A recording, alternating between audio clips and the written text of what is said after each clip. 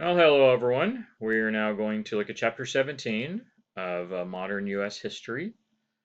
The Busy Hive, Industrial America at Work.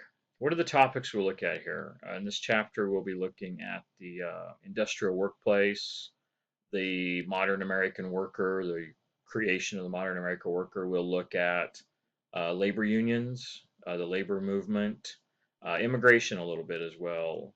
Um, and that's what we're looking at. So this is 1877 and 1911.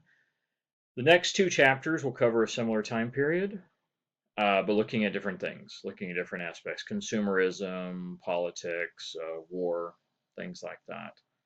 So we shall get started with an explanation of how America began to industrialize and what it looked like. So business. This is the rise of the corporation, the mega corporation in America. How does this happen? Probably really two aspects that allow this to occur. One, the large number of raw materials, raw resources that were being discovered in the western United States. This fueled corporations and factories, thousands of factories across mostly the eastern U.S. And we see big business taking advantage of these fossil fuels, oil and coal and things like this, gas, to power large machines and large factories that and sometimes employ thousands of people. So we're going to look at how business was formed in two directions, two formats, both vertical and horizontal integration of our early businesses and what becomes this rise of corporate America. Um, so vertical integration is first. Vertical integration is where everything a corporation controls everything from the raw materials all the way to the packaged goods. So, from cattle, for instance, from the cow in the fields in the Midwest to putting them on the trains, taking them to the stockyards, the slaughter, the processing of the meat, the packaging of the meat, the advertising. I mean, they do everything. Vertical integration. You see an example over here of vertical integration. That's these five circles here, where everything from the raw materials all the way to after sales and service. It's all included in this vertical integration. The first person we sort of give credit for creating the first vertically integrated corporation in America is Gustavus Swift. Gustavus Swift, Chicago cattle dealer.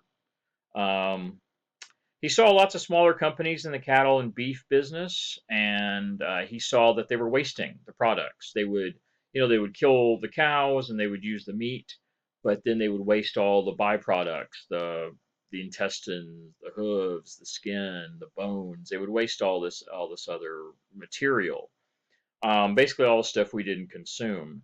And he got the idea that he could actually do this himself. He could, for instance, ship the meat by refrigerated rail cars. Um, he could create all the processes from fertilizer to chemicals to the byproducts. And he gets the idea that if he controls everything from the pasture all the way to the dinner table, that he will make more money. And he does. And this one of the reasons it's become so popular. You cut out all the middlemen. You own all the companies. Say there's a dozen companies on the way from the cow out in the field all the way till it's on your dinner table. He cuts out all the middlemen. You own everything. You're able to cut costs, and you're able to make more money doing this. The first thing he was focused on was fertilizer, but eventually he goes from rail cars to owning the herds to even owning packaging and everything. So was very smart getting this idea to do it. He bought more factories, bought more rail cars, and even developed new marketing strategies for meat to sell the meat products. Well, this also leads us to something else, which really comes about at the same time of large corporations. We call this predatory pricing. Um, Predatory pricing is where a large corporation, which could afford to lose money, for instance, in the market in any particular specific industry, they could then cut the prices to where other companies couldn't compete. They would go out of business, or Gustavus Swift or others like him would buy the business and incorporate it into his larger corporation, cutting out all the competition. Now, that might sound a little complicated. I'll just try to simplify it. If he owns 8 different companies that are involved in the cattle industry, from the time it's in the field to the trains to the shipping to the factory to the processing to the packaging to the delivery of the meat to your table, if he owns all those different companies, he can drop the price on one of those companies, just one piece of the chain. He can drop the price to literally zero. He's going to lose a ton of money, but he's losing money on one single business out of 8. And the other 8 businesses together, therefore, keep the corporation successful, keep the corporation moving forward. However, if any one company is a competitor in that one exact field, they can't compete, because if any small company drops their prices to zero, they go out of business. They simply go bankrupt, lose all, they can't be competitive. And when that happens, either he comes in and swoops in and buys up the business and then adds it to his business or shuts it down to get rid of competition, or they simply go out of business because they can't compete. And then when the competition's gone, he raises his prices right back up again. Predatory pricing. Now, today that's illegal. It should be noted, many of the things that happen in the rise of vertical, horizontal corporations, you sometimes hear the term the men who built America, like Rockefeller. Most of the stuff they did by today's standards is illegal, completely illegal. Monopolies, etc., all this stuff, predatory pricing, it's all illegal. Back then, there were no laws, there were no restrictions on this, there were really no government oversight. Um, so they got away with it. By today's standards, these guys, Gustavus Swift, Rockefeller, Carnegie, they're criminals. They're industrial criminals. But back then, they were considered ingenious. And they also become, the richest man in America. Well, let's look at the other thing. Let's look at horizontal integration. And we'll look at that in the idea here of Rockefeller. John D. Rockefeller, who at one point was the richest man in our country, he became a leading refiner of kerosene oil. Kerosene oil. He founded Standard Oil, founded Standard Oil Corporation. Now, he did use vertical integration as well. He used vertical integration to try and control production and sales. But then he started using this new business model, which there wasn't even a name for it yet. So he was vertically integrated, and then he started using a new business model, which we had no name for it. We now call it horizontal integration, to where he would go out and he formed alliances with other railroad executives. He owned railroad. Again, he was vertically integrated, so he owned railroads, he owned cars, he owned the factories, he owned the fields where the oil and the gas was harvested. So he owned all that. So he made these deals, these secret deals with other train businesses and other companies. And eventually he's able to drop prices and put them out of business and buy up his competitors, specifically in the oil industry. So we call this horizontal integration. This is where he controlled the entire oil industry specifically. Not the trains, not the packaging, not the sales, the advertising, but everything specifically in oil, he controlled all of it. At one point, he was really the only oil producer and gas producer in America. He had a monopoly. Here's what he did. Well, a monopoly is basically a horizontal integration to where he controls the whole business. Now, how he did this was through predatory pricing as well. He either made deals with competitors to make them join up into his large corporation, to where technically they're all part of the same company, even though they still look different and they still have different names. They're all part of the same large mega corporation. Um, and he either buys them out, he puts them out of business, or he forces them to join him through many of these secret deals. Now, it's secret. You say, okay, well, it's not illegal, right? Well, much of this isn't illegal, but still, if people knew that one company was going to control an entire industry, the government would have a problem with this, politicians would have a problem with this, business leaders, because the issue is, if you control the whole industry, you can set all the pricing. You have what's called price fixing. You can set all the prices, and us as the consumer have no choice. If only one company or one corporation sells oil or gas or kerosene, there's nothing we can do. We have to buy it from them.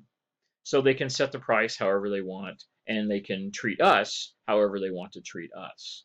Um, Meanwhile, enriching themselves doing this. I do want to mention where he discovered all this oil. It was Ohio. He discovered these large oil fields under Ohio, and he replaces whale oil with this kerosene.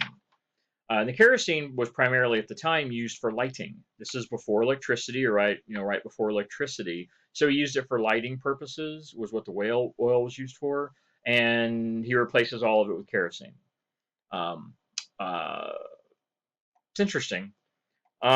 He gets these other oil executives to merge in what we call the Standard Oil, and the Standard Oil becomes the largest company in America. Rockefeller becomes the richest man in America. They had no choice. They had to join with him and create this horizontal integrated company, corporation, because he put them out of business if they didn't, with his predatory pricing model, because he had so much money and he controlled so many steps in the vertical integration, he could drop down his oil prices to nothing because he controlled so many other businesses that kept his corporation in business. It's really interesting. Another thing which comes out of this is a new business partnership type known as a trust. The trust is where the business owners all get together and they have a small group of people, a small group of trustees, and they hold stock in every single company and they manage them as one company. So, for instance, you have 100 different companies all in the same corporation, all managed by the same small group of trustees. So you have a couple dozen men making all the decisions for 100 companies that are all working together to price fix, to control the market, and to mega enrich themselves. How big was this? These are monopolies. These are what we call monopolies. How big were these monopolies? Well, put it this way. By 1900, 1/3 of all productive capacity, measured in dollars, in the United States was held by about 100 different trusts, corporations. So 100 trusts / corporations controlled 1/3 of the entire American economy. That's crazy. 100 businesses controlling 1/3 of the entire US economy, where there are hundreds of thousands of businesses and millions, and we're up to what at this point in time 180 million, 150 million people. Pretty crazy, frankly. Pretty crazy. Not fair. Certainly not fair. All right, so this is an interesting example, an image here of what it looks like in a Chicago meatpacking plant in 1882. As I said before, make sure you look at these images because these images are often things that I'll put on the discussion board for you to talk about or discuss on Canvas. So certainly pay attention to them. This would be a class discussion normally, and I'd ask you pretty much just a direct question: what's wrong with this picture? What in this image, this engraving or this sketch, is problematic by modern standards? Well, first, there's no safety measures. They're not wearing masks. They're not wearing safety gear. They're not using any type of protective equipment. You have blood all over the floor. That's obviously a big slip and fall hazard. Look at this chain. There's this big chain they're using along the floor to pull in the cows. Right behind this guy. He turns around, trips, falls on the chain, falls down, breaks his head. They're using all the sharp stuff. They have the gutter here in the middle is where all the blood goes down, all the blood drains. There's no proper ventilation. There's someone up here trying to open up the window to let air in. In case you're unaware, when animals are killed like this, they usually evacuate their bowels, piss, and shit. So we have animals laying here in their own body waste that's going to be carved up, and tomorrow is going to be on your dinner table. Remember, there's no OSHA. There's no government controls, no government standards. There's no protections. Nothing like that exists yet. So these companies had one purpose: profit. Just to make profit. And they processed hundreds of thousands of cows every single year, going through places like Chicago, where, as I said at one point, there were hundreds of meatpacking plants and production facilities in Chicago. So, well, imagine the smell. I actually know what that smells like. I lived outside of Sioux City, Iowa at one point where they had a stockyards, and let me tell you, it's a smell you don't ever forget. It's a smell like nothing else. Smell of death. There you go. Yeah, yeah. Poor pay, poor work conditions, dangerous work conditions, no protections, no unemployment insurance. If you hurt or get killed, they simply kick you out the door, and they'll take the next immigrant who comes in willing to work for a couple dollars a day for 12 or 16 hours of work. Pretty rough. All right, next we're going to look at consumer culture. So we've talked about all the products being made. The products are being made in the factories and the plants. The raw materials we sort of talked about that in the previous chapter. All the raw materials, the cattle, the iron, the ore, the wheat. So all the raw materials are coming into the cities. The factories and the plants and the corporations are making goods out of them. Well, what's the next step in that chain? People got to buy it. People got to buy the stuff. So we have the consumer culture burst in America. So the department store is probably the center of this in the cities, in the urban environment.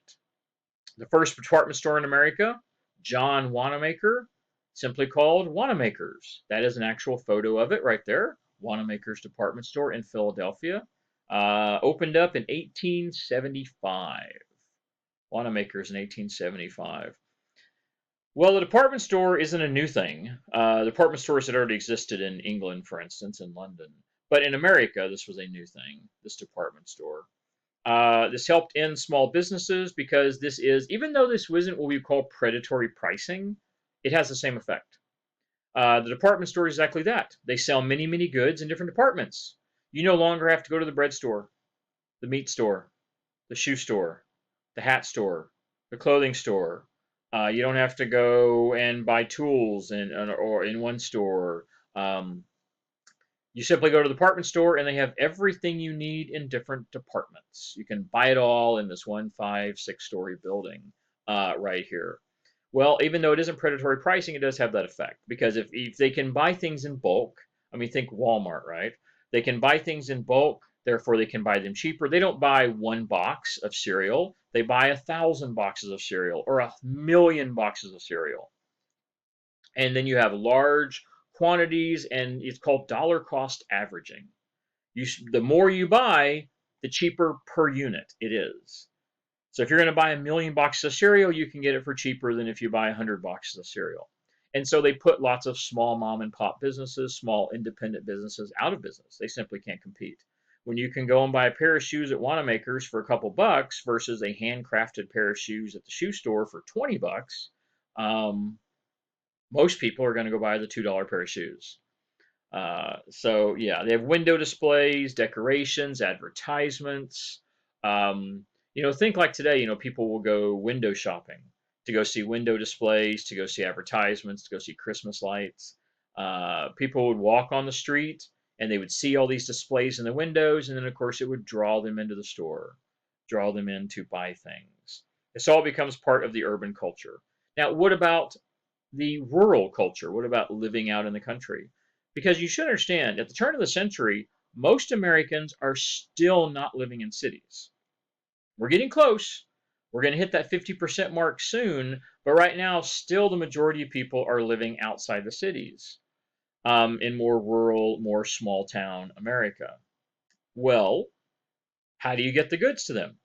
You do it through rural exhibitions and fairs. Think like what they would do is this. They would take selections of the products from the department stores or the warehouses, put them on trains, and then they would take the trains out to all the different rural areas. They would set up like a circus tent, and they would put all their products out, load them off the train, and put all their products out. And then this would be a rural exhibition, a rural fair. They'd show all the new technologies, the new sewing machine, the new washing machine, the new kerosene lamps. You don't have to use whale oil anymore. Now it's kerosene. And they would show all the new technologies, and they would take orders right there on the spot. And then either they would buy it from them right there, or they would simply take an order, and then 2 weeks later it would show up on a train.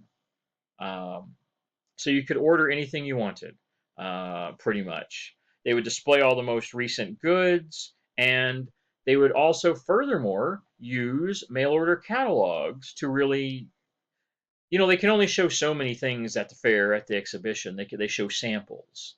But if you really want to see the details, they pull out the catalog. Anything and everything you could want is right here in the catalog. You simply would market the goods to all the people who can't walk into the stores. So you could literally buy anything you wanted from all the major department stores, and there were a lot of them, anywhere in America. You simply ordered it by catalog, mail in your order, mailed in your check, and then 2 weeks later would show up on the next train coming through town. This was we'll put it this way: you could buy anything, and when I mean anything, anything. You could buy a house by mail order. They would actually build the house in a factory in New York or Chicago, and then they would put it like an erector set. They'd put the pieces with instructions on a train. They'd ship it out to you in, say, rural Utah. All you had to do was hire some local people or maybe your family to simply unload the train, take it to your land, and put the house up right there, following step-by-step instructions. Like IKEA, only not a dresser, an entire house. Hopefully the instructions weren't as hard to follow as IKEA. Oh my God. English, I'm sure they were in English. How many mail order catalogs? By 1900, there were over 1,200 mail order catalogs. 1,200 mail order catalogs. Some of the biggest ones like Sears, Montgomery Ward. I don't think Montgomery Ward's even around anymore, but Sears is, at least for now. Yeah. Well, how else did advertising get to people? Well, the birth of the magazine. Of course, newspapers have been around forever, and people still read newspapers, but newspapers were still primarily focused on news, well, in comics, current events, sports, things like that. Magazines were specifically designed for consumerism. While newspapers would occasionally have ads, certainly you could see ads in newspapers occasionally for products, magazines were specifically designed for the consumer culture. They were designed to sell products in an entertaining way. That is why they would put stories, self help articles, things like that in the magazines. It was to entertain while also selling products. Um, Magazines became huge with ads, artwork. Turn of the century, when I say that, I mean 1900. Turn of the century, over $100 million was being spent annually on ads in magazines. You know how crazy that is? $100 million is a lot of money, especially in 1900. That's an unbelievable amount of money for nothing.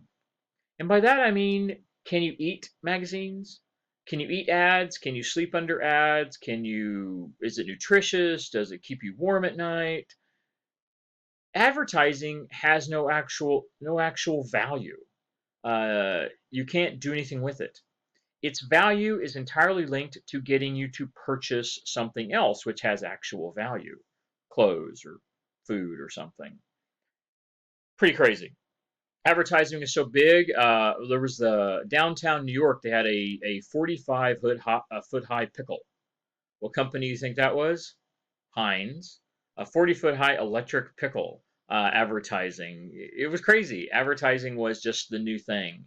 The number one magazine, 1903, over 1 million subscribers. Ladies' Home Journal. And of course, there were hundreds of magazines as well. Ladies' Home Journal. And you know, Ladies' Home Journal, which I believe still exists, its purpose was to teach you how to be a housewife. That is really what it was. It was to teach how to be a housewife, and of course, selling all the goods, selling all the products. Here, the brand new camera. Now you have actual personal cameras you can buy for $6, which was actually quite a lot of money. $6 back then would be, well over $100 today. So that was still expensive. Um, and then, of course, proper fashion. The old style corset, the new style corset. Talk about objectifying women. And this is the kind of ads you would see in these magazines. The number one consumer at the time was women. Women consumed or purchased most goods. By consuming, I'm meaning purchasing. Still is today. Women still purchase more goods than men do. So advertising often targeted women, women's styles, women's needs, or at least what the magazines thought were their needs. Um, Yeah. Another thing about this should be noted is accessibility of consumer goods. Due to mass production, due to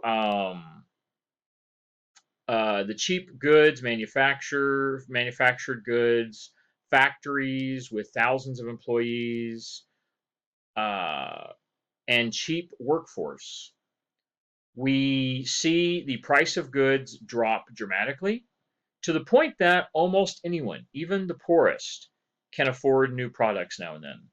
Every year you could afford to buy a new dress or a new suit, a cheap suit maybe if you were poor. You could buy a new pair of shoes once a year. The accessibility of consumer goods, well, was for everybody, um, almost anyone. Now, if you were destitute, no, but the vast majority of Americans could purchase at least some of these new goods due to the cheap manufacturing processes and mass-produced goods that we now had. You could buy a new appliance, you could buy a new bit of clothing. It should be noted the standard of living increases dramatically in the early 1900s. However, that doesn't mean people are making more money. The actual pay increase is really small. So people aren't really making more money. It's not that they're making more money, it's that goods are cheaper. So you can buy more with the same amount of money. That's what it is. You can buy more goods with the same amount of money. Plus, you can now buy new goods. They're cheap and they may not be high quality, but you can buy newer things. So we do see the standard of living increase, and we do see the gap between the rich and poor actually increase. Why is that? Because even though the poor or the common person is having a higher standard of living, the rich are way richer due to the corporation and this new climate of industrialization in America. So the poor are a little better off, and the rich are way better off. So standard of living is better, but the gap between rich and poor continues to grow. Now we'll look at the corporate workplace. So managers were, well, we had this managerial revolution. Managers were the white collar professionals, literally called that because they wore white shirts, white collars. We see the first managers really pop up in the 1850s, 1860s. And where did they come from? The first managers we see in American corporations and industrial workplace were on railroads. Railroads would travel across the entire country, coast to coast, and they would sometimes be gone from their base of operations for weeks at a time. And so the people who worked the railroad actually worked on the trains, they lived on the trains, and they would be gone for weeks. And so they lived there, they slept there, they ate there. And so you needed to have managers on the trains actually managing all the people, all the different functions of the train. And the functions of the train were many. I mean, you needed someone managing the movement of the goods on and off the train, the people on and off the train. You had to have payroll managers, communications. You had to have maintenance managers, and so you had to have someone running all these different areas, all these different parts. So you had upper management, middle management, lower management, and we see this breakout among the different levels of management with different focuses on different departments. Purchasing, accounting, auditing, you name it, these different departments, for instance. Very soon, most companies follow suit. Most companies follow suit with these different type of managers, and we see this becoming standard. And today we know this. We all have work jobs or working jobs where you have managers, you have supervisors. This was standard. Why would it not have always been this way? That's because there were not businesses of this size in previous history. Most businesses prior to the Industrial Revolutions um, were a handful of workers working in one shop or one business or one office. You did not have literally thousands of workers working for the same business. When you have that many workers, you have to have people, you have to have someone full time just doing payroll. You have to someone doing full time just hiring. You have to have someone full time just managing communications for the company. It's huge. And of course, dozens of other things. So you have to have all these people, and they're called white collar again because they wore the white shirts and they didn't get dirty. They didn't work on the floor Here's a great example in the picture here. You can see women working here. This is probably a textile factory of some sort. You've got dozens of women, and then you've got 2 men. Also would have been the norm. Men were, say it differently, women were rarely ever given managerial positions in this time period. So you've got 2 men with their white shirts while the women are doing all the work. These are the supervisors, the managers. If it's in a factory, you might call them the foreman. They're the ones who are running the show and keeping everything moving while the workers do all of the actual work. What about women in the workplace? Prior to this period, most women worked in what we would call piecework, meaning they made sewing projects, they made small goods. They did not work in a corporate or a factory workplace in America. That was not the case. However, with the turn of the century, the 1900s, we see millions of women moving into the corporate workplace, moving into industrial America, factories, offices, mills. Now, work they might do could include all these things you see: secretarial work, stenographer, typist, and then it continues in C. Saleswomen, factory work, domestic work, nursing, teaching. So after the turn of the century, you could see women working in a variety of jobs in the public. But in the 1800s, they generally did family work. Either they were simply wives or mothers, piecework, as I mentioned, making small goods, making individual textiles, clothing or shoes or things like that, um, or domestic work. Domestic work it's the kind of work a housewife would do, only getting paid for it. Being a cook, a nanny, a servant, a maid, doing some type of work in and around the home for another family. Now, when women did all the stuff at home and they weren't paid for it, it's work. The amount of work women do as a housewife or as a mother is certainly on par with any work they do out in the public, but you don't get paid. And that's why we consider this different, because these women are doing different types of jobs. Plus, the jobs they're doing now, even if it's the same work, they're getting a paycheck for it. They're actually making income. By the turn of the century, we see millions of women working. Now, the poorest have always worked. The poor are the poor. You simply had to provide for the family. But the majority of women did not find themselves in a position where they had to work out in the world, outside of the home. That changes with this time period. It really does. You should also understand most of these jobs are what we would classify as dead-end jobs. They're not being hired as managers. The opportunity for advancement or pay or supervisory positions, rare.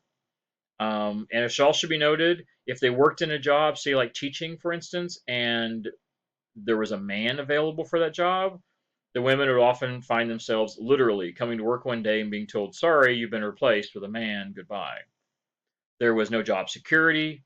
Also should be noted, most of this work was part-time. Men could get full-time work. They could have careers. Women almost always were paid less, literally half or less than half of a man, and their work was usually without benefits. When jobs had benefits, a lot of jobs didn't have benefits, no matter whether you're male or female, and certainly part-time. And they could be replaced at any time or fired at any time with no notice. Um, it was difficult. It was really challenging. A lot of women worked in department stores, saleswomen. Another thing you should note about that, if you worked in a department store, you usually worked on commission if you were a man and white. If you were a person of color or a woman, you usually simply worked for low pay, no commission. Commission usually only went to white men. Certainly sexist and prejudicial. Not surprising, though, honestly, given this time period. Not surprising at all. Um, Very low pay. However, it should be noted this is still good. This is still good because this gives women opportunities they've never been given before. It gives them opportunities in the public, and for the first time, we have women doing work they're being paid for. The majority of women having money in their pocket, jobs, some type of security, some type of independence away from their family, their husband, their father, that they've never been given before. So even though it seems prejudicial and sexist, which it is still a step in the right direction. It is an actual step. It is progress. It is progress. The fact that women now have some type of independence, some type of freedom, some type of quality, and they actually have money in their pocket, and they do get to make some of their own decisions outside of their family. So, a place in the public is what women have been clamoring for 200 years, asking to be treated fairly in the public, right to vote, which, by the way, comes along very soon, and right to have equal opportunity.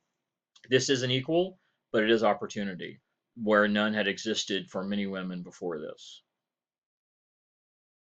The last thing on there says income, of course, which I already covered. All right, next thing we'll talk about, what about the blue collar workers? The blue collar workers are the ones actually on the floor doing the work, and often called blue collar because they actually did often wear blue shirts. It's still common today. It's still common in factories today for, if you have a uniform, to have a blue shirt. It is still a common thing. It perhaps shows dirt less. I don't know necessarily the reasoning behind the blue collar, the blue shirts, but nonetheless, still really common. Most of all workers are what we would simply call common factory workers. That is the majority of your workers. Previous to this is the previous. Previous workers were what we would call artisans, if we want to go back to the 19th century, the 1800s. And they often worked on the stint. The stint meaning you worked for yourself and you worked how much you wanted to work. As I said, previous to this time period, the Industrial Revolution, most businesses were small, under 50 workers. Small number of workers, they all knew each other, they worked together, they cooperated, they learned from each other. It was almost like a family almost. I mean, I don't want to exaggerate it and say everybody was best friends, but everybody knew everybody and they all worked together, typically for a common purpose. And they also knew at a certain time it was we produced enough. They were what we would call artisans. They knew if you worked in a shoe shop, you knew how to make a pair of shoes. You knew how to make an entire pair of shoes, from like this crafting the sole, the leather, the upper, the lower, the laces. You knew how to do it all. You knew how to make a pair of shoes. You were an artisan. You were a skilled craftsperson. That's an artisan. And you basically worked per item. You made your item, whatever it was, and then you sold it and you made profit off of it. That is the way it was before. It was about pride, brotherhood, respect, a sense of belonging, and certainly a sense of accomplishment. You could make a full pair of shoes. You were a craftsman, an artisan. Well, with the invention of mass production, which we give credit for to Henry Ford, the assembly line, the mass production of the assembly line, and that's Mr. Ford right there, who by most standards was a real son of a gun. Um, Put it this way, he was known for more than once going into a factory and firing everybody because he didn't think they were producing cars fast enough. Firing every single person in the factory and hiring brand new staff. He The worker was not his concern. The common worker was not his concern. Workers were simply cogs and machines to produce his cars. And yeah, it should be noted though, it seems most corporate owners, most big factory owners, most of these quote unquote men who built America were like this. Carnegie and Rockefeller and Ford and lots of others, they were like this. They weren't nice guys. They were monsters by some standards. So Henry Ford comes along and creates this modern assembly line, this mass manufacturing, and what he creates, and he's not alone in this, of course, but what it creates is the de-skilling of labor. No longer does a person know how to make a pair of shoes.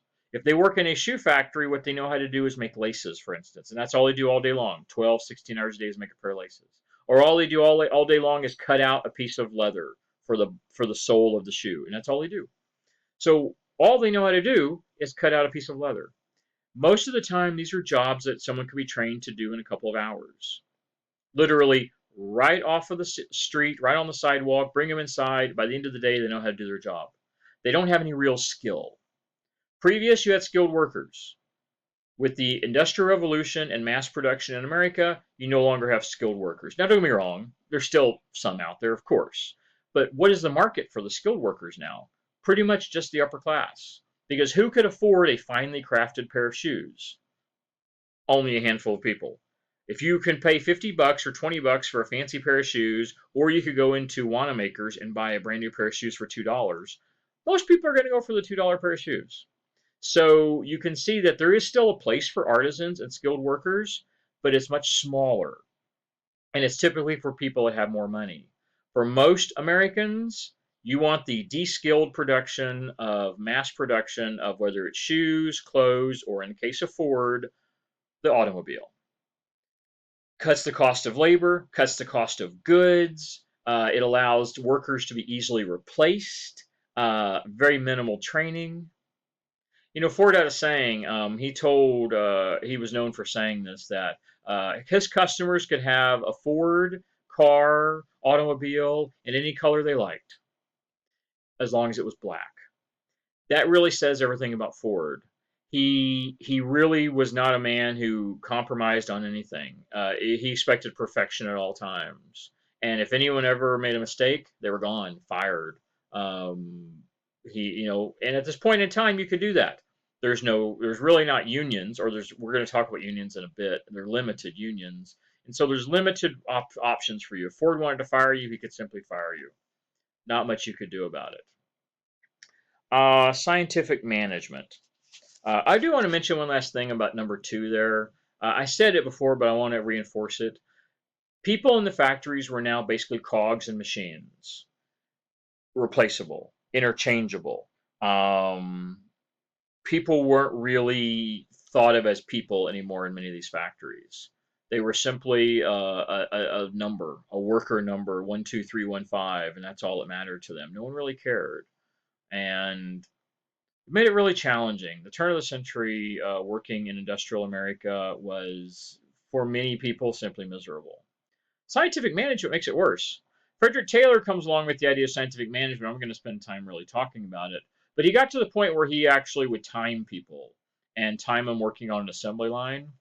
And if they produced their particular item in, say, 30 seconds, he would time them and say, okay, now you need to do it in 29 seconds. And then if they were able to get to doing it in 29 seconds, they would say, well, your average needs to be 28 seconds. And they would keep pushing that up, trying to get the absolute most production out of workers. With no care for the worker, no care for the stress on the worker, the danger put on the workers. Most of these factories didn't have protections or fail-safes on the machines. It was common for people to be injured, cut, mutilated, amputations. All this stuff happened all the time, and no one cared. Remember, there's no OSHA, there's no government protections, there's really no oversight of what's happening in the factories at the turn of the century. If they push you so hard that you fall asleep at the job and hurt yourself, hurt others, get injured, they will simply kick you to the curb, give you a $50 paycheck, and say goodbye. We never want to see you again. You're done. Out of here. And they would blame it on you. They might even try to take the repairs for the equipment if you damage something out of your paycheck. So you might get kicked to the curb, injured, missing a hand, and have literally nothing.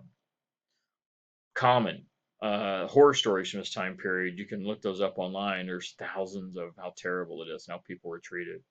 Um, let's see what else I want to mention here. Other workers, women, of course, working in factories. And I haven't mentioned another significant part of the workforce, children. Children were commonly in the workforce. How common? At the turn of the century, about one-fifth of all kids as young as age 7 could be found in the workforce, working in factories, working in mines. It was common for them to use children in lots of different industries because they were small. They could get in tight spaces. They could crawl in places where adults couldn't get into. They had little hands that could get into machines to, say, repair something that an adult couldn't get into. Or they'd even actually have them crawl into the machine to do a simple repair if possible. Children were injured and hurt all the time. You have women, of course. You have minorities. All the rest of these workers are treated terribly. Women made a half or even a third of what men made. Children made a fifth of what an adult male would make. And people of color made about 40%. About 40% of what white people made doing the same jobs. The sad part about this is, that would be a wrong way to put it. It's all sad. The saddest part about it is the fact that the white men in the first place were not paid much. And then you take 50% of that, 40% of that, 30% of that when you're paying women, children, and people of color. Oh my God. Many folks would work 60 hours a week and still couldn't feed their families. 60 hours a week and you still didn't make enough money to feed your family. One of the reasons so many women move into the workforce at the turn of the century. Uh, a man working, providing for his family 60 hours a week, couldn't provide for his family many times. So the wife had to work. The children had to work. It would literally take 3 or 4 incomes just to provide the basic necessities of life for a family. It's again, it's all sad. It's all tragic. Um, it is industrial turn of the century America. Again, as I'll say many times, we're not special or unique. It's like this in England. It was like this in Europe, and like this in Germany, like this in France. It was like this everywhere. Industrialization made people into cogs and machines, and it really dehumanized human beings and devalued human work. Um, so yeah, it was like this all around the industrial world and across the entire globe. Here we have some children working in a glass factory. Tell me this isn't dangerous. Think about all the things that are dangerous in here. Think for a moment about all the things in here that could be dangerous for a couple of 14-year-old kids or 12-year-old. Um, think about it. First of all, the heat, right? If it's a glass factory, they have to melt the glass. It's molten. Literally, molten glass is so hot, if you pour it on your skin, it's like acid. It would melt right down to the bone. So molten glass. What about all the glass fibers? We know all that's poisonous. It damages the lungs. All the glass fibers. You see any of them wearing masks, wearing breathing masks, or even anything to cover their face? Very conceivable that these boys, by the time they were adults, would already have lung problems, already have lung conditions, lung disease. 20 years old and you already have lung disease, dying of cancer, due to breathing in all of these glass fibers for years and years working in the factories. Of course, simply sharp glass, broken glass. So the heat, the glass, the dangers of the chemicals. They use chemicals they mix with the glass, the fibers. I mean, for any person, it is literally a deadly workplace environment. Much less for a couple of 12 or 14-year-old kids who should be in school. It's really terrible. The photography that took this photo, his name was Lewis Hine. And Lewis Hine is one of the muckrakers, which we will talk about later. And these are basically middle class reformers that took photos like this to try and show people the terrible conditions. They wrote stories like Upton Sinclair, The Jungle, for instance. They wrote stories. They took photos to try and show to the world how terrible it was in industrial America, usually focusing on women and children, although it's bad for the men too, of course. It's bad all around. Terrible conditions, dark, crowded, cluttered, dirty. Who's the audience for his photograph? Think about that for a second. Who does he want to see this photo, and what's the purpose? Think about that. It's not the workers, the working class, the lower class workers, the majority of Americans. They already know this. They live this. It's not the rich. The rich know this too. They're the ones that own the factories, own the plants. They're the ones that are using and becoming wealthy off of the backs of the labor, the blood, and the blood, the tears, the pain of the working class. It's the middle class. They're shooting for the middle class with these photos, with these pictures, with these stories, because the middle class are the ones that can make changes. The middle class have the money, the resources. The middle class are ones who will most likely vote. Most of your voters come from the middle class. So they're ones who can elect progressive politicians to change the laws, to change child labor laws, to create government oversight, to create things like OSHA whenever that occurs. So yeah, they're going for the middle class because the working class are powerless and already know it. The rich don't care, most of them. Most, not all, but most. But the middle class are the ones who really can make the changes, do the reform. They're the progressives, as we'll talk more in coming chapters. It's interesting. Interesting to think about. All right, so who are the people working in the factories? Well, of course, lots of Americans, lots of people who live here. But we should note, by the turn of the century, we have hundreds of thousands of immigrants coming in this country every year. Hundreds of thousands coming in this country every year, primarily from Europe. Look at this picture of the boat. So bad, it could be up to a 2-week voyage to get here, weeks to get here, standing room only. You couldn't even lay down to sleep. Thousands of people packed on these ships coming from Europe. They would come through this, which is Ellis Island, after the 1890s. We have Ellis Island in New York. Here they would have to stop. They would actually uh, have to give papers, and I'm going to talk more about that in a second. So we have them coming from both Western and Eastern Europe. That's our two. This is Western, and in a moment you'll see Eastern. Um, One of the largest migrant groups that came in the mid 1800s were the Irish. They started coming here when the Irish potato famines hit in the 1840s, when the famines started to hit. Almost every 20 years, there's an Irish potato famine. The 40s, the 60s, the 80s. And the number one staple of food in Ireland was the potato, used for everything. So when the potatoes got rotten, they were diseased, people couldn't farm the potatoes, they couldn't live off the potatoes, they come to America. The voyage could last anywhere up to 2 to 3 weeks, packed in like sardines, miserable conditions. If someone got sick or had a disease or an infection, they would simply throw them overboard. You couldn't allow a sick person to stay on the ship for 2 weeks because they would literally pass the infection to everybody on board. So they would have to, could you imagine having your little child, your 5-year-old child, start coughing and getting sick? They would take your child and throw him or her right off the side of the ship to the sharks. It happened a lot. There was no other option. They could try and confine the child, lock him up somewhere, but majority of the time, and I've read the stories, majority of the time they would simply throw them overboard. Um, there's nothing to be done about it. They couldn't take a chance on a sick person infecting 1,000 people. So they would do that. Rotten food, spoiled water, really, really tough. Really, really tough. They would come in through Ellis Island after 1892. That's a sketch of Ellis Island there. They would come in. I think that's a sketch. I think it is. Very good. They would come in there. They would have to process through there. They would have to say where their home country was from, and they would have to say where they were going or their plans.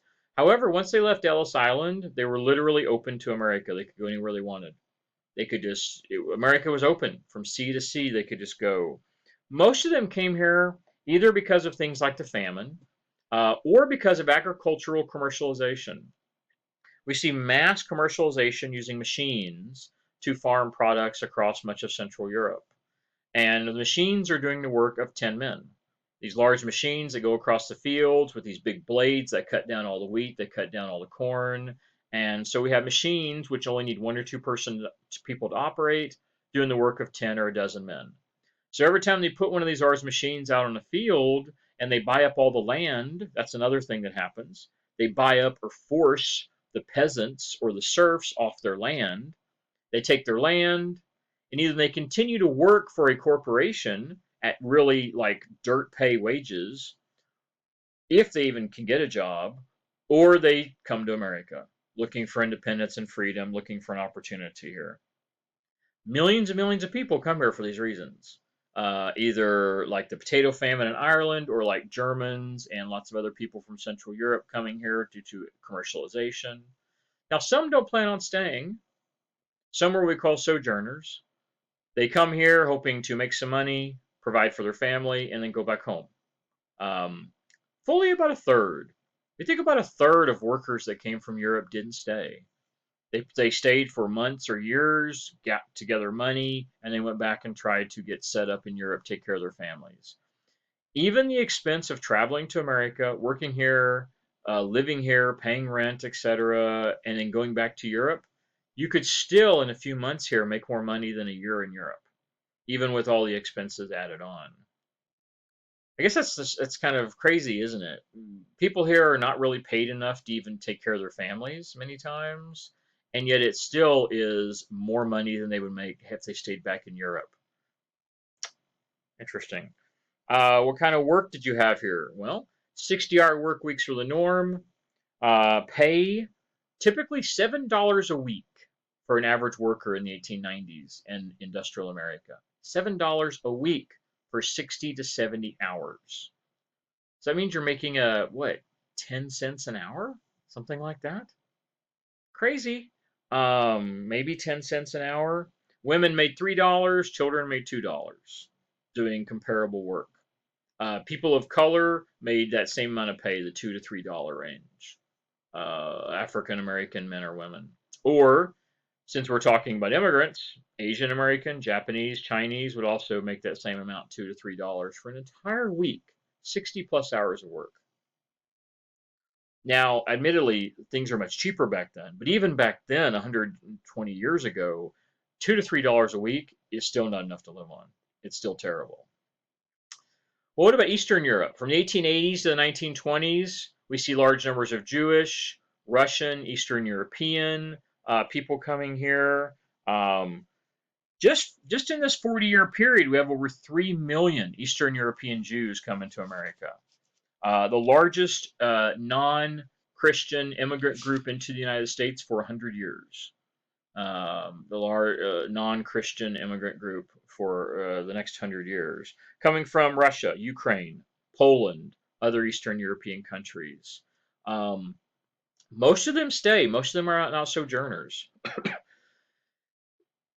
The reason most of them stay and don't go back home is because they're not coming here just for money and work opportunities. Many of them are coming here fleeing persecution.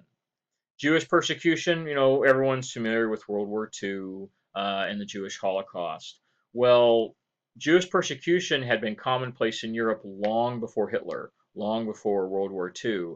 And so many Jews were looking for places to escape being persecuted.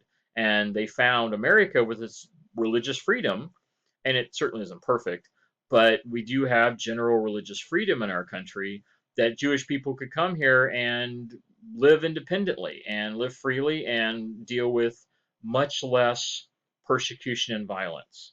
That's not to say Jews aren't persecuted in America. They were, but to a far less degree than, say, Eastern Europe. So we were able to find more opportunities here.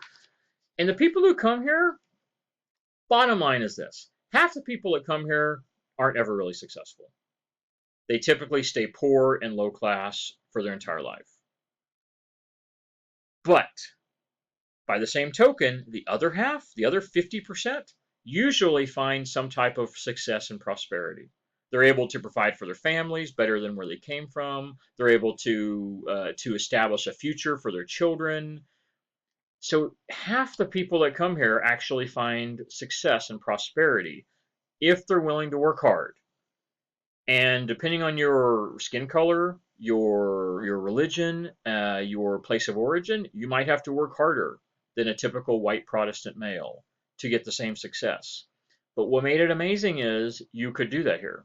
You could come here and be white Protestant male and do better, of course, but you could not be white Protestant male and you could still actually have success and opportunity better than where you came from in many cases.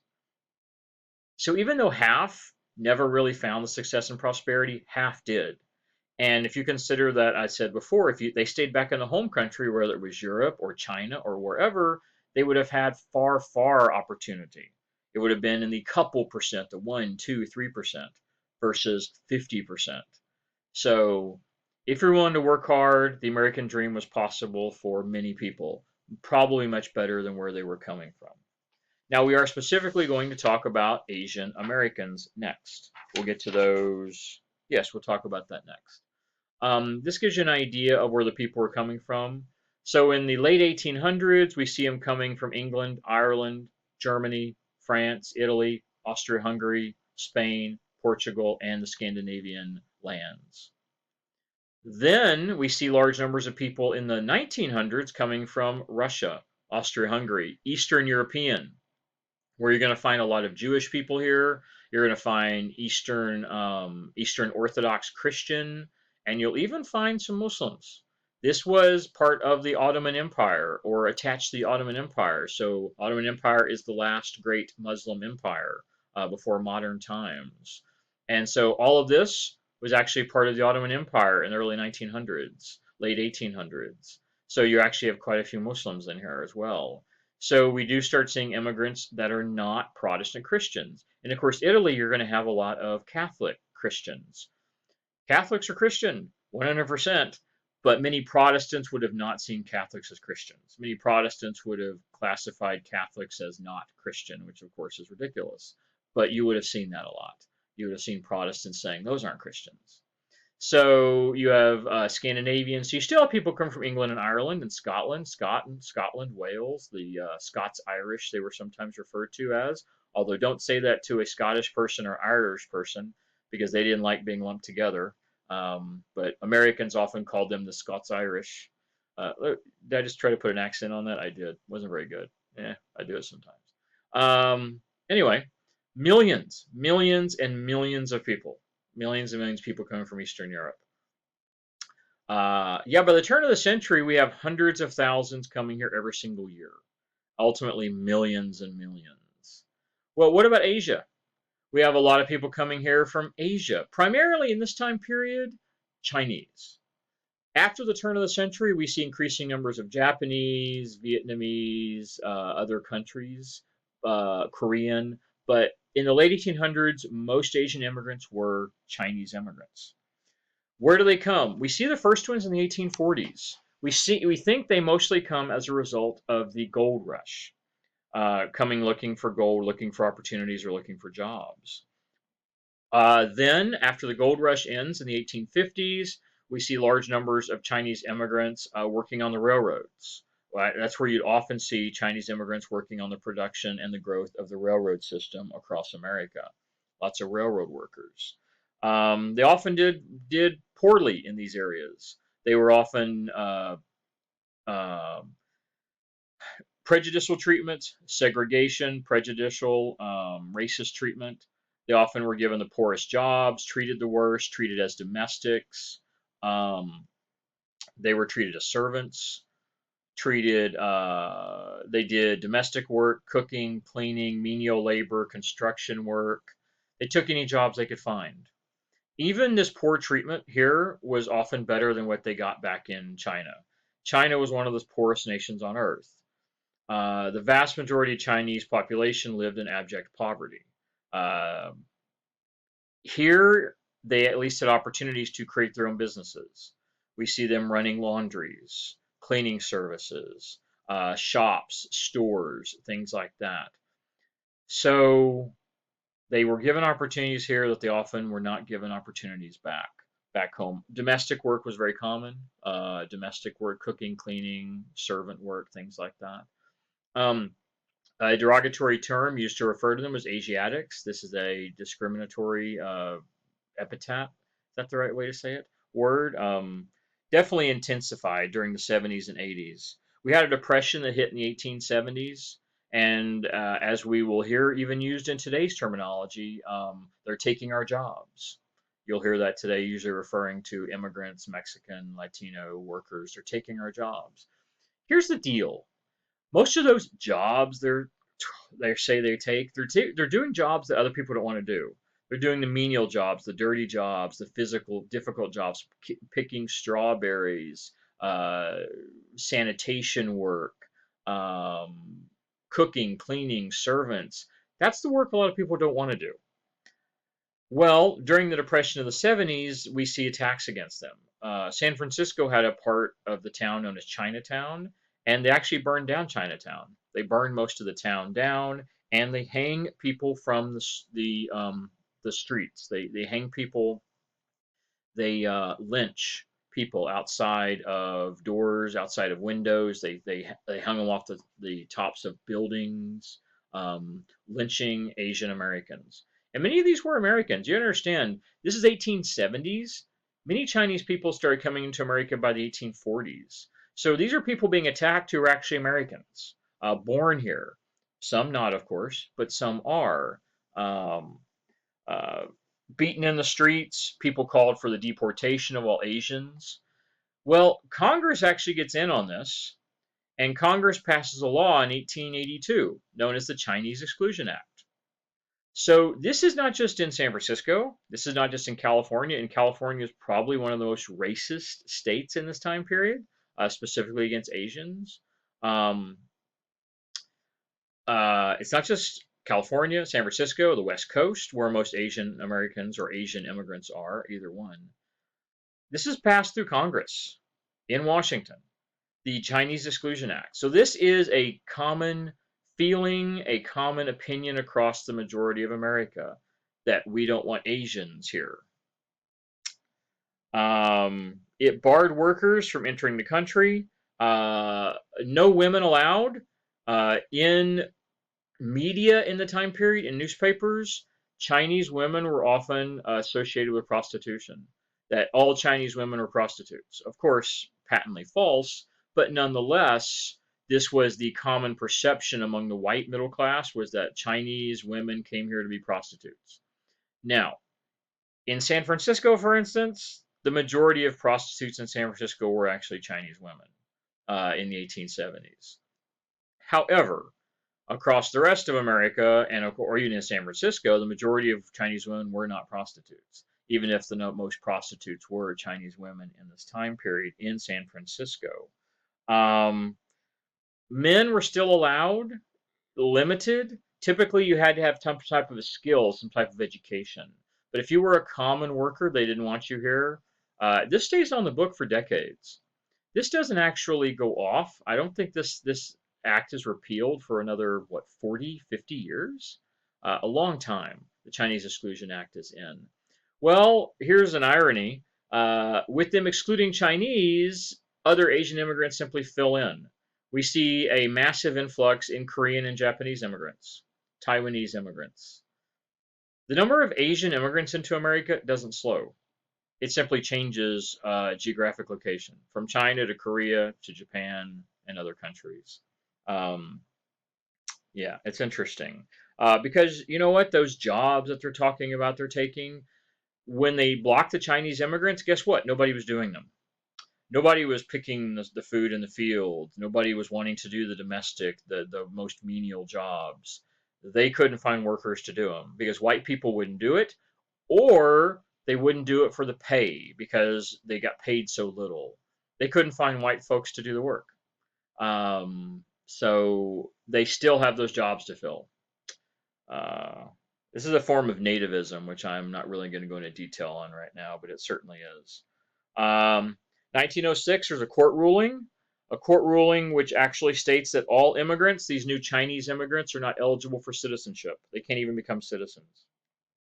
So you could come here into America and live here for 20, 30 years and you were not eligible to be a citizen. You would always be a foreigner. You would always be an alien, for the technical term. You'd always be considered an alien. Um, However, their children could become citizens. Their children, if they were born here, could get citizenship.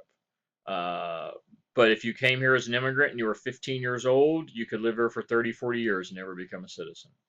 Um, yeah. This applied specifically to Chinese, Japanese, Koreans. And so our first illegal immigrants in America would be these Asian immigrants because they didn't stop coming. The numbers stayed consistent. They kept coming here um, because they knew they had a better life here. Even with the discrimination, the prejudice, the exploitation, they could still have a better life in America. They were willing to deal with all that because where it was back home in China, Japan, Korea was so terrible that they found better opportunities here, even with all of the things going against them. It's really interesting. It's it's funny almost. While it's not funny the people who died, because there was a big earthquake in Northern California and part of San Francisco burns down. There's a massive, most things are wood in this time period. The people's lanterns fall over, gas lines rupture, big earthquake in Northern California, and much of Frisco actually burns. It's tragic. Lots of people die. So there's nothing funny about that. But what is funny is that the records were all burned. Most of the actual records indicating who was here legally or not legally, in other words, there wasn't a record, therefore you'd be illegal, they were all burned up. And what that meant was after 1906, pretty much all records of citizenship or immigration to America of Asian immigrants was gone. And so what we start seeing is lots of counterfeit paperwork, which I really think is funny and ironic. We start seeing thousands of counterfeit forms to where people have documents that say they're legal citizens. I'm a legal citizen right here. It says I'm a citizen. I've been here for so and so, and of course I've got my sons and daughters and family members, who often weren't actually their family members. But because there's no official documentation, They can use the forged documentation to say, oh, I've got 3 brothers and 5 sons and 2 daughters, and they're all legally here. I have the paperwork right here. And no one could refute that because the official documents of when they first came into America are gone, burned up. They no longer exist. So if the document looks real enough and it's got a stamp on it of some sort, yeah, they had to take it as legit. And so we see thousands of people becoming legal immigrants, even though they were actually illegal as a result of the fire. So the fire is tragic, but this particular result of it I find really appropriate. That due to some Mother Nature's intervention, some tragedy occurs, that it actually improves the lives and helps the lives of many, many immigrants that were being treated unfairly by the system, um, with opportunities to actually truly partake of America by being a citizen and actually be part of our society. Uh, I think that's really it's appropriate. I think. I see something. Oh, oops! I shouldn't have hit that. Let's try this. There we go. This is. I don't have a year on this. Your book will give you a year on this. So this is around turn of the century. Here we have. Uh, this is probably the 1880s. This is probably the 1880s. We have the 2 men running for president right here. Let's see. I have their names. We have James Garfield, a Republican, and the Democrat Winfield Scott. So we have 2 people running here for president, the 2 nominees from the 2 major political parties, Republican and Democrat. You can see the side here, the Republican plank and the Democratic plank.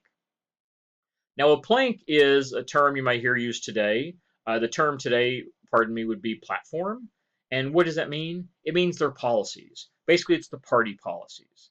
So the party policies of the Democrat and the party policies of the Republican were to kill Asians. That's exactly what this is a political cartoon. Understand political cartoons are not meant to be funny. They're satire. They're meant to be like an opinion on social policy, things like this, or state of affairs in our country. Sometimes they're humorous. This one is not.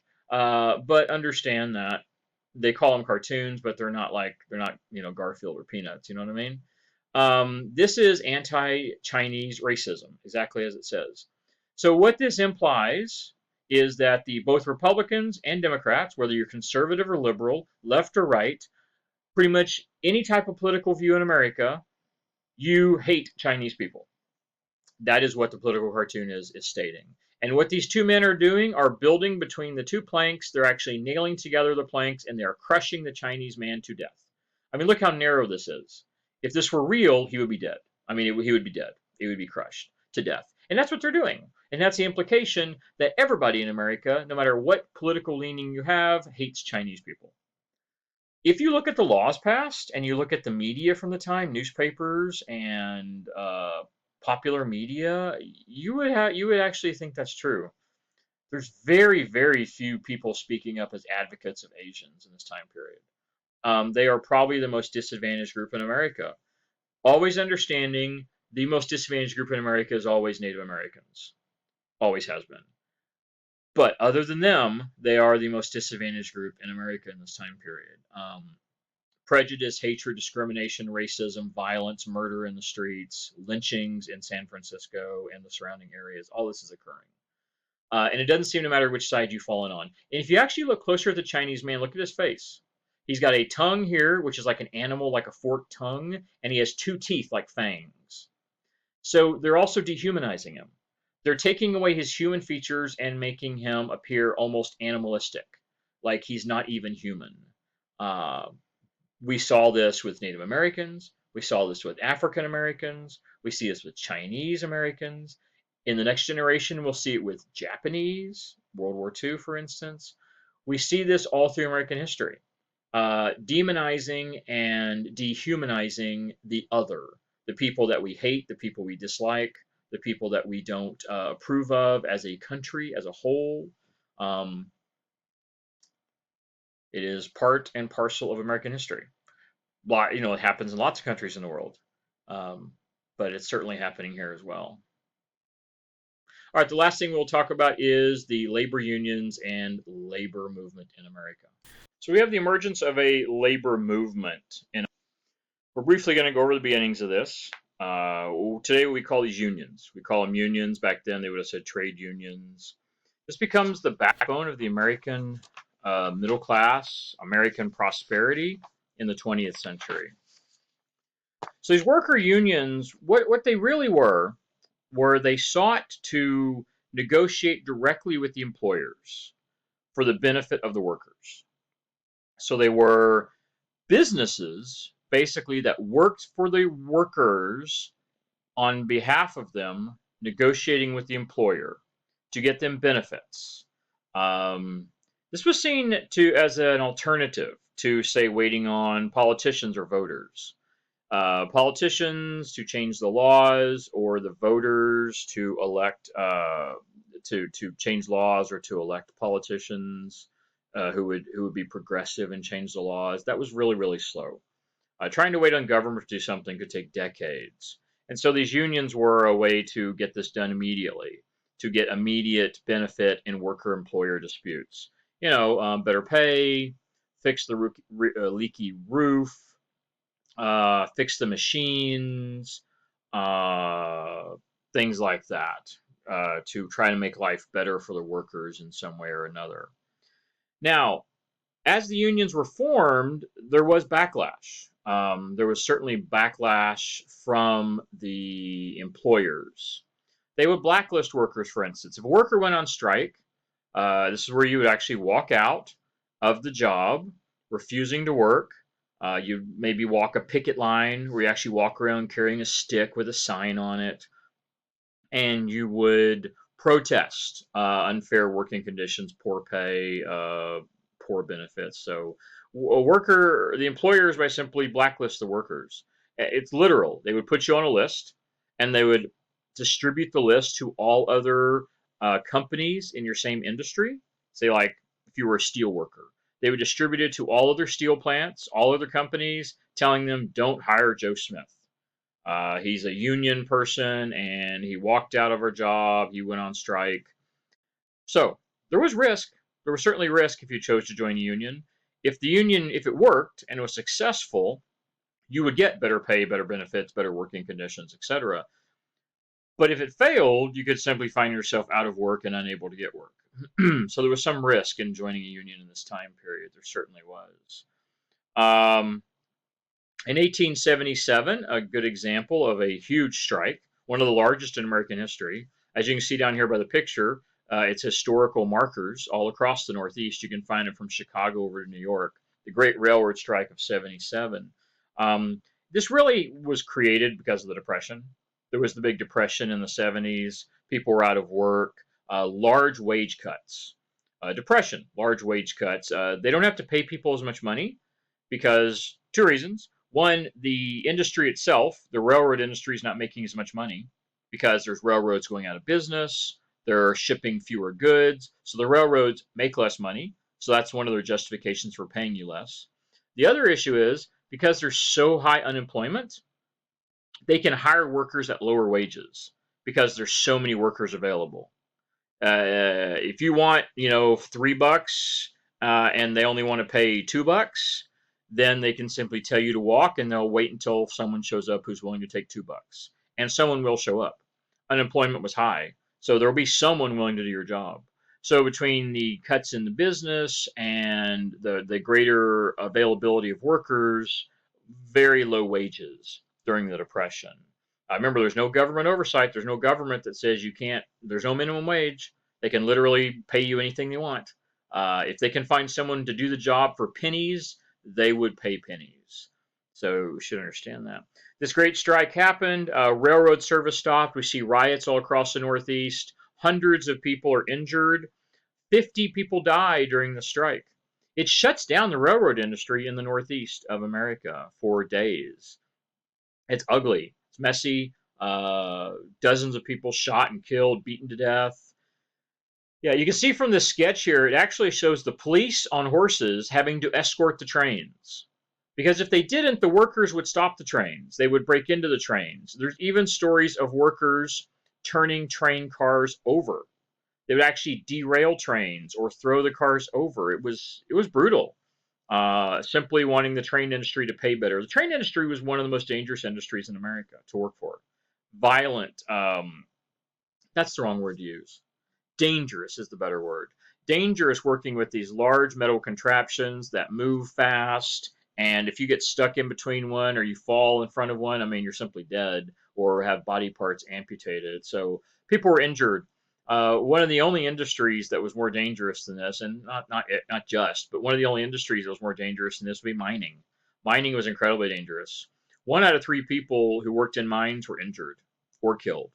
So 1 out of every 3 people who worked in a mine either had a serious injury or death. So this wasn't quite that bad working for a railroad, but it was pretty bad. So that's one of the reasons also for the strike. They simply wanted better working conditions. All right, the next thing we're going to talk about as part of this is the 2 unions, the 2 most important and significant unions in this time period. First is the KOL, Knights of Labor. Knights of Labor. Knights of Labor was founded in 1969 by Terence Powderly. Terence Powderly. It became probably the most important labor union of the late 19th century. It was a secret union founded in Philadelphia, invitation only. It was not public. You had to be invited to it. Led by Powderly, he wanted the factories actually run by the employees, employee-run factories. Employers weren't keen on this, obviously. They wanted to have control. They wanted to control the profits. They wanted to control the production. If you have employee-run factories, the factories are going to work better. They're going to be better places to work, better quality of work.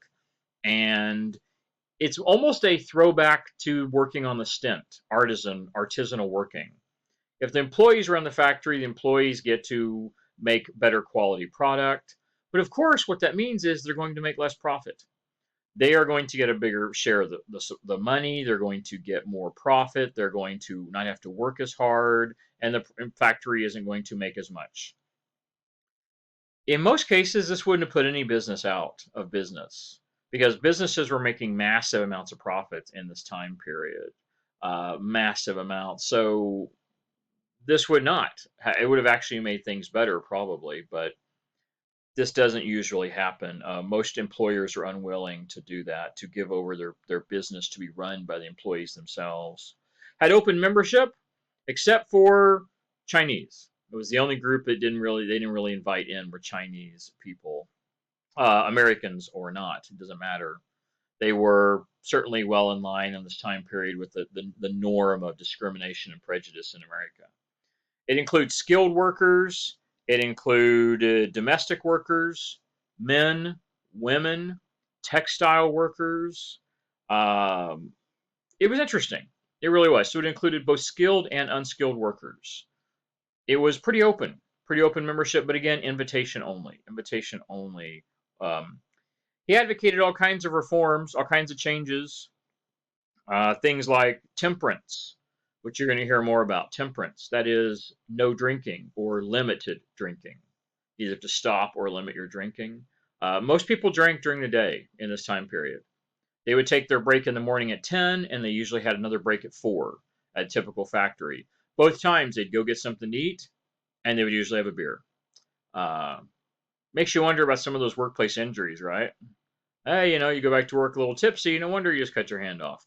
But bear in mind, everybody drank back then, men, they all drank, so they had a high tolerance for it. So going and having a single beer probably didn't intoxicate anyone. And second, beer also had a low alcohol content. Today, your typical beer is like 4 to 6% alcohol. Your typical beer at the turn of the century was about 1.5%. So you could literally drink beer all day long, not like one after another, but you could drink a lot of beer during the day and you'd never really get intoxicated for an average male. So it was so low. Kids would drink beer. It wasn't uncommon for that. In some cases, beer is probably safer than the water, probably. So they called for that. They also called for cheaper public transportation. Most people in the cities use public transportation. We'll be talking more about that in, I believe it's the next chapter. We'll be talking about public transportation. How does that help them at work? It doesn't. But what it does is means cheaper public transportation, which they have to use both going and coming from work, means they have more money in their pocket. So cheaper public transportation means a higher quality of life, a higher standard of living, because you get to hold on to more of your money. That's significant. An 8-hour workday. This is also one of the first national organizations to call for an 8-hour workday, which doesn't happen yet, but there's already calls for it. Already calls for an 8-hour workday. And of course, trash collection. Of course, trash collection? Maybe I shouldn't say of course. But if you think about it, there wasn't much public trash collection. It was common in cities and neighborhoods for them to take an empty spot and simply pile all the garbage and trash in a local community or neighborhood. Many cities didn't have trash collection. So, better trash collection means better quality of life at home. When your kids aren't at school, they're not playing in the garbage with the filth, the rats. Your home where you live in your neighborhood is going to smell better. It's going to be cleaner. You're going to have less polluted water, less polluted air. The point of this is he was calling for all kinds of reform efforts. That's what we call this reform, to change things for the better, not just at work, but the whole quality of life of his workers, not just on the factory floor. That was unusual in the time period. Even when people talked about changes in the work, they usually focused just on inside the factory. Unfortunately, the Knights of Labor had a pretty fast collapse, pretty infamous collapse. They had a large rally at Haymarket Square in Chicago. This was over or about the McCormick's Reaper plant. This was in 1886. So the McCormick's Reaper plant was outside of Chicago. A reaper is a large machine that cuts down wheat. It's a machine that's like drawn by horses or cows or cattle, ox, whatever, that cuts down wheat. Well, the McCormick was the company. And so the workers at the plant had a rally in downtown San Francisco, pardon me, downtown Chicago at Haymarket Square. And that's this drawing right here of the rally. It was for the Union, and the Knights of Labor organized it. Unfortunately, and I do want to mention the Knights of Labor had almost 1 million members. So they were big, almost 1 million members across the U.S. They have this big rally. There's some bombs thrown, what were called Molotov cocktails, which is really nothing more than a bottle of alcohol with a rag stuffed in it and lit on fire. They threw some bombs. Who is they? Well, we're not sure at the moment. People died. Some of the rioters died. Some of the people at the rally died. Some police officers died. Well, immediately there's claims of anarchy, and anarchy. People hated the idea of anarchy. So talked about anarchic people that would have been synonymous today with the word terrorist. Think, oh, terrorist was a terrorist attack. Think about what that makes people think when you hear about terrorist attack. Same thing. When you say, oh, it's anarchist attacking, it's a terrorist attack of some sort. People died, it leads to chaos. This is then used by the local government in Chicago, by the Chicago attorneys, by the Chicago police, and the mayor to show how the Knights of Labor are bad.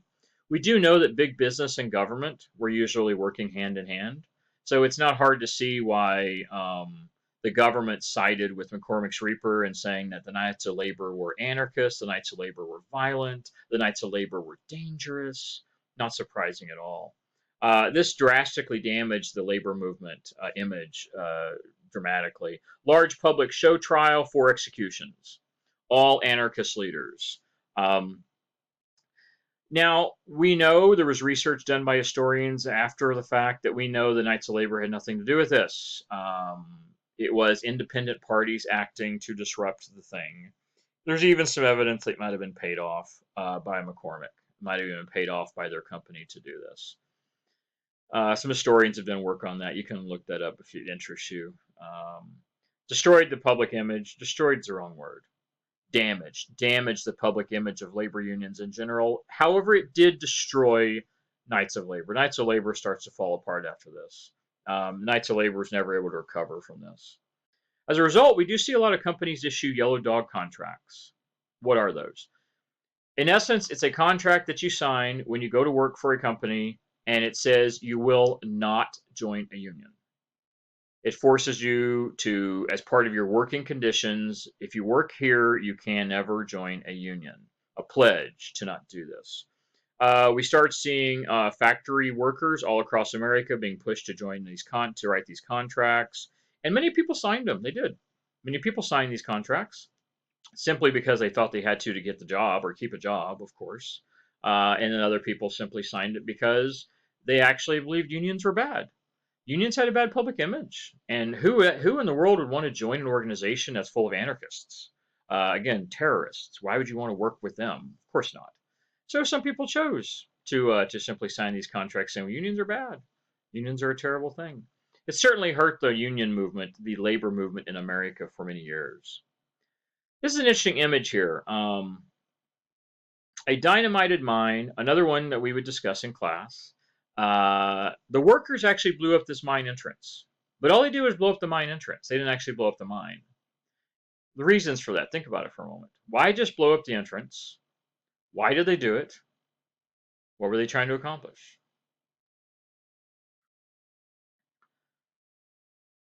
Well, if you blow up the entrance, you don't really damage the mine. So they could probably have fixed this entire entrance and put this back together in a day or two. 20 workers could have rebuilt this whole entrance in probably a day or two. Then you go right back to work. If you blow up the entrance, that keeps them from bringing in other people to take your job. Because that sometimes was what they would do. If you went on strike or didn't want to work, they would simply fire you and bring in other workers to do the job, probably pay less. So the mine's entrance is blown up. They can't go in there. You also see some of these guys have weapons. Some of them have, like two of them have shotguns. So they can't go. They're defending the mine, and once their worker demands are met, this is, as it says, the strong mine after the blow up. Once the worker demands are met, whether better working conditions, more safety. Again, mines were the most dangerous work in America. 1 out of 3 people injured or killed. So they would simply fix the entrance and they go right back to work. So it keeps other people, it makes a point, keeps other people from taking their jobs. And meanwhile, once their demands are met, they can quickly fix it up and get back to work. Useful, smart. But it also shows how violent early years of unions in America were violent. People died. People were killed over this idea of unions. Because when it all boils down, what does it boil down to? It boils down to one word: money.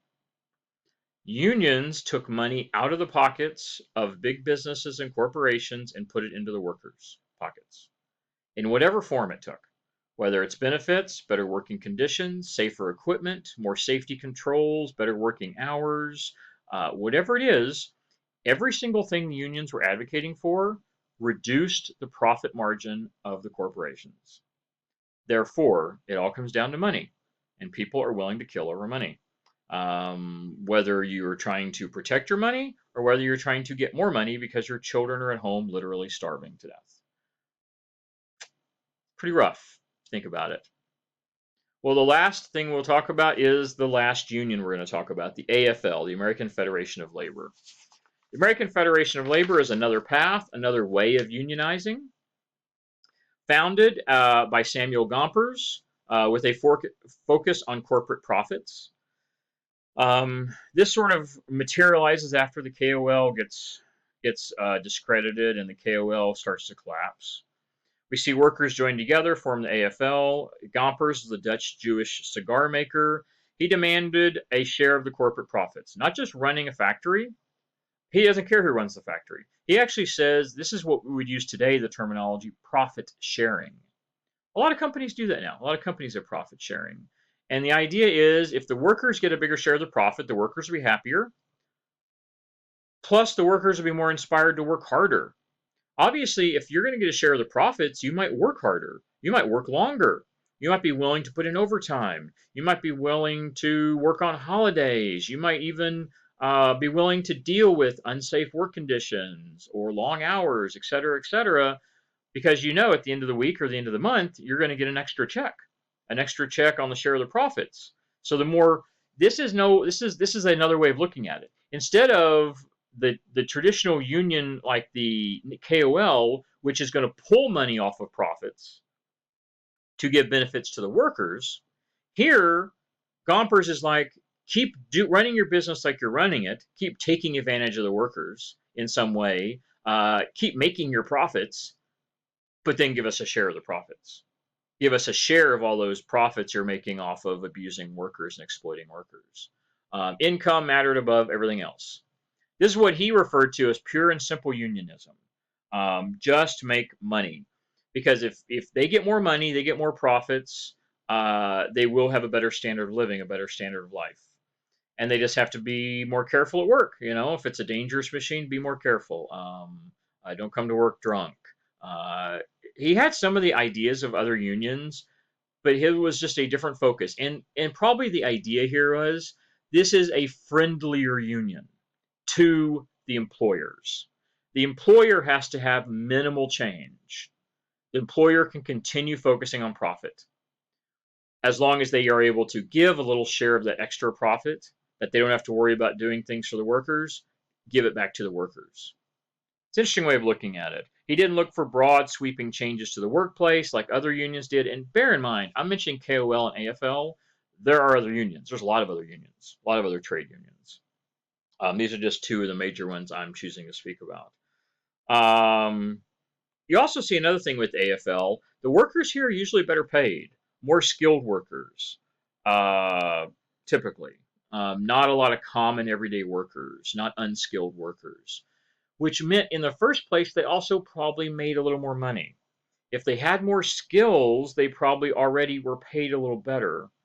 Throw on top of that corporate profits, and if you got into the AFL and you had a company willing to work with the AFL, you could actually do pretty decent. You could actually have a better life potentially. Maybe even move into the middle class as part of the AFL. That's an actual picture there. Picture of Mr. Gompers there and some of his union officers. And remember, these unions are separate businesses. I'm sure you're clear on that. A union doesn't work for, say, for Ford. The union, even if it represents Ford's workers, it's not part of Ford. It's a whole separate business. A whole separate business that is operating on the behalf of the workers. And the workers are part of the union, but the actual people who work for the union, the people who are on the payroll of the union, who do all this negotiating, they're not workers in a plant. They represent all workers in all different plants. So make sure you're sort of clear on that. Skilled workers, organized by craft, organized by occupation. He also cared about immediate beneficial things, better work, better wages, better hours, better working conditions, if not necessarily fixing things in the factory, but just more opportunities for the workers. Not for broad, sweeping workplace changes or reforms. Most factories get to keep running the way they always did. They just needed to make a few adjustments to make it better for the workers and, of course, profits. Not inclusive at all. They left out women, they left out people of color, left out Asians, and yet it still became the largest union in America. Over 2 million members. Over 2 million membership. Huge. Largest union until modern times in the United States, till basically the modern auto industry after World War II. Huge. Lots of people working in it, even though it did exclude lots of minority groups. Well, that is it then for this chapter. We have finished. Bear in mind, if you actually did go ahead and watch through this whole thing, as you should have been taking notes, I mean, because anything in this could be on exams or quizzes, this is a lot less time than class. This normal lecture for this would have been a 2.5 hour, 2 hour and 40-minute lecture. It would have taken an entire 3-hour class, if say you had a night class with me, or if we had a weekly class, it would have taken both of the sessions, both of the hour and 20-minute sessions, 2.5 hours. So by watching it here online, and the fact that I'm not taking questions from you and all that, although you are still should post questions on the discussion board if you have questions on the Q&A board, you've still saved an hour. So you still have quite a bit of free time to read and prepare for other things in the class, and of course to go to the discussion board. Take care, and we'll see you in the next chapter.